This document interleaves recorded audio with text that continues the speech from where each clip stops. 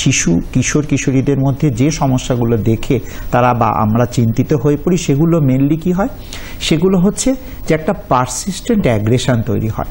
একটা বাচ্চা নর্মালি থাকছে, সে কাজ করছে, পড়াশুনো করছে, সবার মধ্যে মিশছে, কিন্তু দেখা যাচ্ছে সবসময় সে রেগে আছে, অল্প কিছু বললেই সে খুব ইরিটেট হয়ে যাচ্ছে, সেগুলো একটা প্রধান কারণ হয়ে যাচ্ছে। এমন হচ্ছে যে স্কুলে এমন কোনো পরিবেশ তৈরি হচ্ছে যে পরিবেশের কারণে সে স্কুল রিফিউজাল করছে।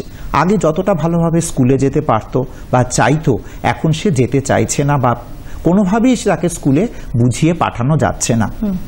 কখনো দেখা যাচ্ছে যে এমন সমস্যা হচ্ছে যে সে তার পড়াশুনোটাই ছেড়ে দিচ্ছে, পড়াশুনোটা ছেড়ে দিয়ে সে বলছে না আমি আর পড়াশুনোই করব না, তখন একটা বড় সমস্যা হয়ে যাচ্ছে। যত সে বয়স তার বাড়ে, যখন সে অ্যাডোলেসেন্টের দিকে যায়, তখন দেখা যায় এই সমস্যাগুলো যদি পারসিস্টেন্টলি থাকে তখন সে একটা ডিস্ট্রয়িং একটা অ্যাটিটিউড করে। সে ভাঙচুর করতে থাকে, ঘরের মধ্যে ভাঙচুর করতে থাকে, ঘরের বাইরে অন্য কারোর সঙ্গে ঝামেলা বা মারপিট, অথবা তার বন্ধুদের সঙ্গে মারপিট করতে থাকে।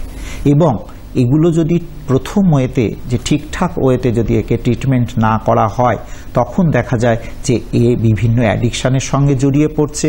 সেটা কোনো সাবস্টেন্স অ্যাবিউজ হতে পারে, অ্যালকোহল ইত্যাদি ইত্যাদি হতে পারে, অথবা সে নিজেকে সমাজ থেকে একদম দূরে রেখে দিয়েছে, যেটাকে আমরা আমাদের পরিভাষায় সোশ্যাল আইসোলেশন বলি। এই সোশ্যাল আইসোলেশনটা যখন হচ্ছে, অথবা তার যে বয়স, সেই বয়সে তার যতটা ব্যবহার বা দুষ্টুমি যেটাকে আমরা বলি সেটা করার কথা, তার থেকে বেশি করছে, তখন সেটা অ্যালার্মিং।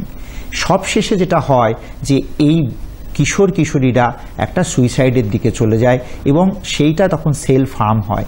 এইটা যখন হয়, তখন আমরা বাবা মায়েরা অথবা টিচাররা তখন সাইকিয়াট্রিস্ট অথবা সাইকোলজিস্টের কাছে বাচ্চাটিকে আনার কথা ভাবে।